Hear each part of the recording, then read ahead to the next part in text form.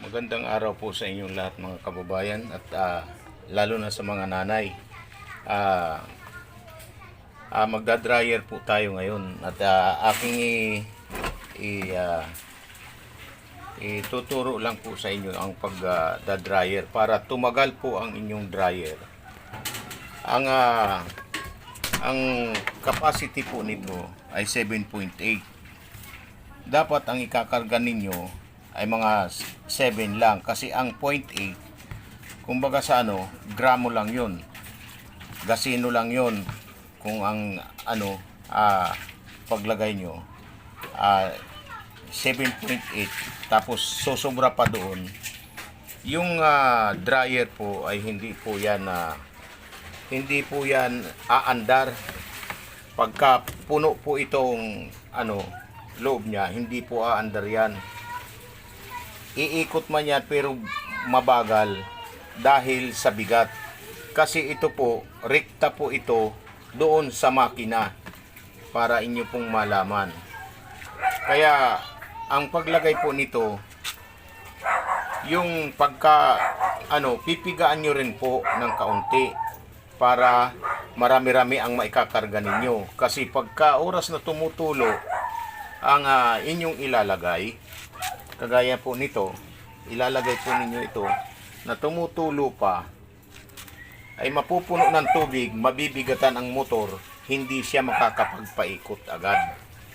Ganun po ang pag-alaga ng paggamit ng dryer. Kasi kung mabibigatan, hindi po talaga yan iikot ng mabilis o hindi siya makakapag-start. Ganyan po. Ganyan po ang ito po. At saka ang paglagay po nito, buhaghag, hindi itutupi po. Ganito lang po. Yan. Gaganyan lang po. Kasi pagka itupi ninyo, masisiksik po yan. Ganyan po. Yan. At tatantyahin nyo na lang kasi alangan naman tayo po lalagay ng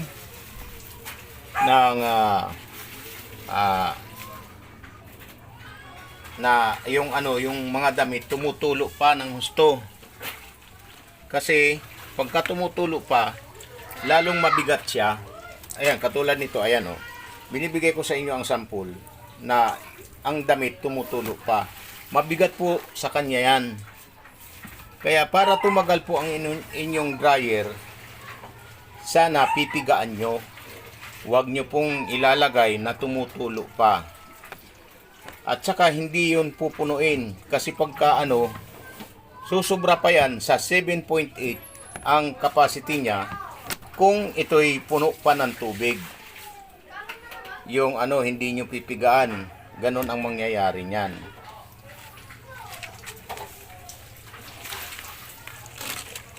Kailangan pipigaan ng kaunti po.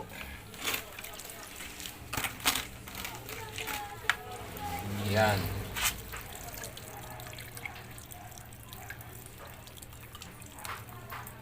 Ito hindi ako makapagpiga eh. Kaya isusubok na lang natin to. Ngayon, i-start po natin kung ano ang magiging resulta niya. Yan.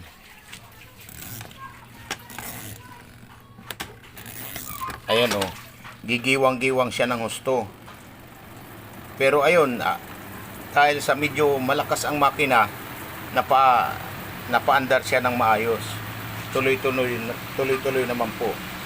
Ayan napakalakas po niyan. Ayan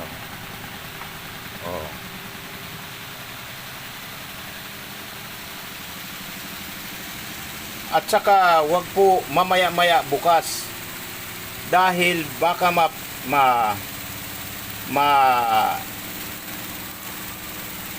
pagka oras na binuksan nyo po ito po magpipreno.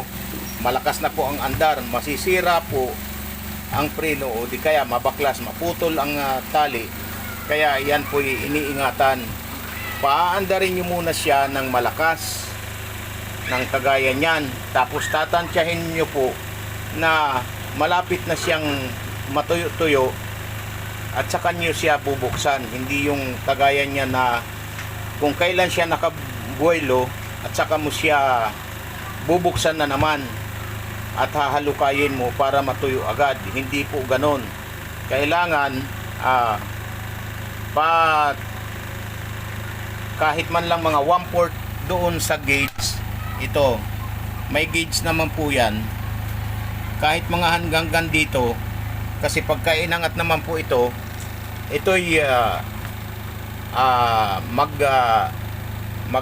ang switch niya, mawawala yung switch niya. Kasi pagka inangat ito at saka may preno po yun.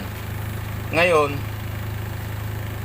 pagka halimbawa, hindi umandar, umikot, hindi po umikot yung dryer, tapos nakasara po ito, yun ay nagiging simula ng pagkasunog ng makina. Kaya iingatan nyo po, huwag nyo pong hahayaan na hindi niya kayang iikot, babawasan nyo po kaagad, bawasan nyo kaagad yung karga, kasi hindi niya kayang i-start ang dala niyang bigat. Ganun po nangyayari sa sa dryer, kaya madaling masira. Ang capacity po niya 7.8. Ang ilalagay nyo lang sana mga 7 lang, kasi ang 0.8 na yan, yun ay kung halimbawa pantalon ay mabigat-bigat yun, sobra sa 1 kilo yun, may dala siyang tubig, hindi nyo pipigaan ng ayos. Kaya yun po ang nangyayari, madaling masira ang dryer o inyong yung inyong dryer. Kaya sa inyo mga nanay, maraming salamat po, at sana'y masunod ninyo ng maayos ang aking instruction, kasi doon po tatagal ang inyong gamit. Kung inyong nagustuhan ang aking video, paki-subscribe, comment, paki-share kung para maituro natin sa iba, at saka paki-like na lang din. Maraming salamat po sa inyong lahat. Bye-bye!